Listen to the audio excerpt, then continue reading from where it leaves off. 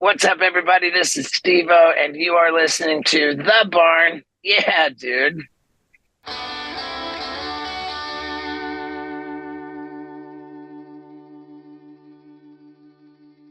Hi, and welcome to The Barn, live from The Barn studio. You got the Mox here with Tippy, Kyle, and Dale. And we are joined online right now with a special guest. We have Mr. Steve-O. Steve-O, how are you, man? I'm good, man. I woke up just now. And not to peel back the curtain too much, but it is noon. So, yeah, man. I'm starting pretty slow today, but life is good, man. How are you doing? Doing really well. We're excited you're coming into town and you're on tour right now. I think you had a show last night in Wisconsin, right? Correct. Appleton, Wisconsin. Yeah, which isn't too far from Green Bay, right? That I could not tell you. But on this run that I'm on right now, Cincinnati's the city to beat. Wow, was Cincinnati amazing. Okay, noted. We'll see you Sunday, so we'll try and top that. Oh, who's yeah? This is my little moon pie right here. Oh, yeah. Right. For those just listening, moon pie is my new rescue dog. I had one that was like really famous because I found her in the streets of Peru, and this video I made got hundreds of millions of views. Nice. And then I started touring on a tour bus, and that dog was scared of the bus. So I felt that I needed to not travel with the famous dog anymore. And I brought the bus to the shelter to test drive dogs to find one that's not afraid of the bus. That's the way. And that is how I got Moon Pie. Moon Pie. Oh, too cute. And you own an animal rescue ranch, right? I do, man. I mean, we're going pretty slow with that too. But yeah, I got a 40 plus acre property in Tennessee, and we've been kind of just battling uphill with paperwork. I guess I'm just not very administrative, but we're getting registered as a 501c3 nonprofit animal sanctuary, and we're just going to load that place up with all kinds of beasts. So far, we only have 4 goats and 2 pigs, 3 dogs, and 3 cats. But we will get crazy. Won't be like Joe Exotic crazy, right? Nah. It's gonna be all farm animals. All animals that are ideal for interactions with people. Nice. Yeah, in my big boy job, I'm a therapist, and we're actually in the process of trying to get some therapy dogs to take into schools, to take into juvenile detention centers, and even like pre-K Head Start programs. So we're really excited about that, and just see how, man, just even when the dog came on camera just now, we all just lit up, right? Hey. Yeah, man, that's really cool, dude. I think, for me, to facilitate interactions between animals and people, I think it just cultivates compassion. I just believe if you're hanging out and you're looking into the eyes of a cow, it's likely to cross your mind like, wow, this is an intelligent, loving creature. Like, why would I participate in its slaughter? Hey, this Sunday, the Super Dummy Tour is coming to our area, which is St. Louis. I mean, I guess technically Chesterfield if you buy the tour shirt, right? At the factory Sunday, November 17th at 7 p.m., the Super Dummy Tour. You know that you've done some tours like this in the past. What can the fans and what can we expect on Sunday at the factory? It's like a super naughty Jackass movie meets a stand-up comedy show. I mean, that's really what it is. It's multimedia. So I'm telling stories and jokes, and the jokes and stories are punctuated by videos, kind of like a TED Talk, like I've literally got my clicker and stuff. And so I did a bunch of crazy, naughty stuff. And it's just rad, man. It was my last show on tour was a little bit like that. It was called The Bucket List. But what makes this one different This one's a lot more rapid fire. You know, the last one I would tell like big long stories and then pay them off with like a big substantial video. This time it's like boom, boom, boom, boom, like rapid fire throughout. So I'm pretty excited about that. The pace of the show is a lot quicker. Hey, Steve-O, I wanted to ask you a question. I know you've been open with your addiction and then your sobriety and everything. I dealt with the same issues. I was, for 10 years, I was in the struggle, and I was just curious of what your passion to quit was. Like, what was your drive to quit? Mine was my mom. Obviously, you do it for yourself first, but my mom deserved better, and I was just wanting to know what your drive was to get sober. Well, but first off, congrats, man. Sobriety is a real gift. Appreciate it. And I would just say for me, like, it became like really, really difficult for me to get through any given day without just perpetrating nonsense that was just not okay. You know, like I would get up to things like where I was trying to like harm people's reputations, hurt people's feelings. Like I became like a really pretty nasty guy. Mm-hmm. And or at least I became capable of being a really nasty guy. Right. And you know, my behavior just brought about shame and guilt and you know, humiliation on just a gnarly level. And that became the fire under my ass. I just didn't want to be that guy anymore, you know, like I really was humiliated and shamed into reason, I think is probably the best way to put it. Well, thank you. And congratulations to you as well, sir. Absolutely. Yes. Very cool. Yeah. Thanks, man. It's crazy, dude. It's been 16 years.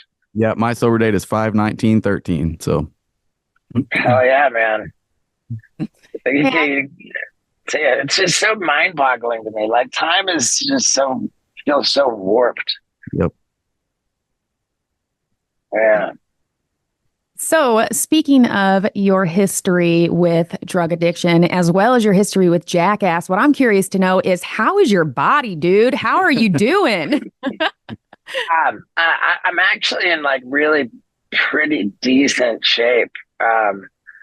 Considering the fact that I'm now 50 years old. I mean, I've got like degenerative disc disease in my neck. So like when I'm riding my bicycle, it's pretty difficult to like turn around and look for traffic. So I got like a rear view mirror. That is awesome. Other than that, you know, I'm in pretty good shape, man. Like I've been on just this crazy fitness tear where I'm exercising literally like a lunatic every day with the bicycle and the hiking and the running and the walking and the yoga. Like it's pretty crazy, all the health optimization that I've been doing. I've been really trying to kick Father Time in the nuts. Do you think your health journey now is kind of like your transfer addiction from your regular? I wouldn't go that far. You know, and it's a valid question. I mean, certainly, you know, the addiction whack-a-mole really is a thing. I've certainly seen it crop up in many areas of my life, but I don't know that I would classify health and wellness really as an addiction.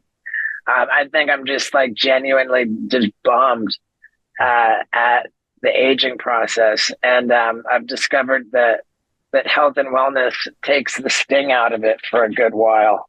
Yeah. Sure. Talking about those old Jackass times, I always kind of make the joke, like, I've only went to the movies with another man like once in my life. You know, back then it was my girlfriend, and now who's my wife and my kids, right? So I never went with another man, except there's one exception to that, and that was Jackass 1. And I never laughed so hard in my life. And I think, and tell me what you think, what your thoughts are about this. For me, it was so funny, and I was so passionate about you guys and such a fan of you guys because it reminded me of me and my buddies on a weekend, or, you know, just being kind of knuckleheads and doing silly things just to keep ourselves entertained. Why do you think Jackass was so popular and is so popular? Well, there's a lot to unpack there, my man. Where you say, I never went to the movies with another man, only once. That sounds, like it sounds concerning. You've got like some issues right there. Like, I don't do anything with another man. Like, well, there was a hole in the popcorn. In the popcorn. Well, and it only really that sticks out to me because part of my show right now is I'm trying to become a hero by saving lives.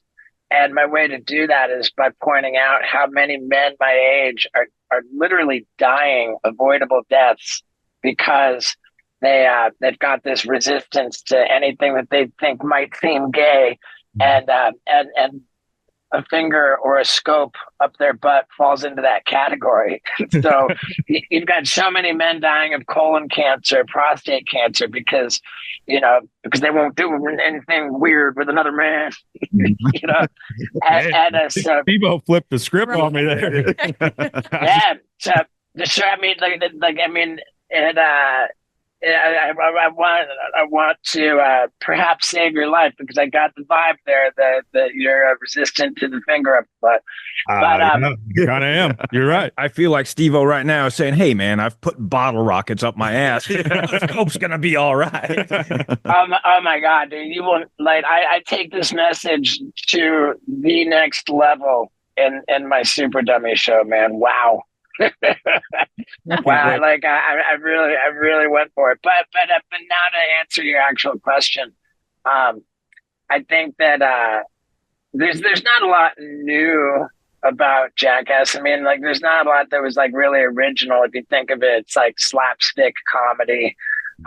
We certainly pushed boundaries further than had been pushed previously. I think that there's a number of components that contributed to its success.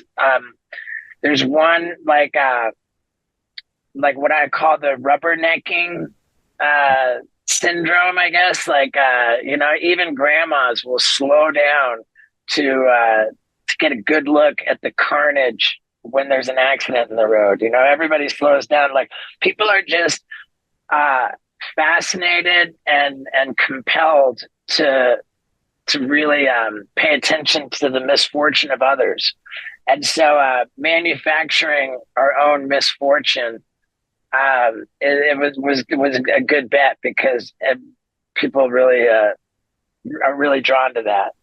And I think there's another piece of it where we like men are like so driven to be macho, and men are so it's so important to them to look cool. And like when we showed up and we were just somehow comfortable not looking cool, like we just put ourselves out there in a way that I think that was endearing. Our willingness to not look cool, people found endearing. Like the whole group, that same connection. Everybody's on the same page. Yeah. A better way to put it, our ability to not take ourselves seriously. Right. I think was endearing. And then there's like a really important piece that I feel, which is that because we are all, all of us Jackass guys are just such rabid attention whores. So eager to get the screen time, needing the validation of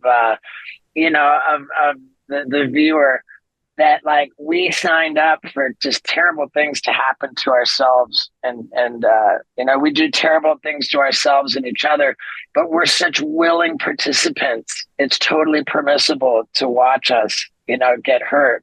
And outside of ourselves and each other, there's just a profound respect for all third parties. Like we literally do not target anybody but ourselves.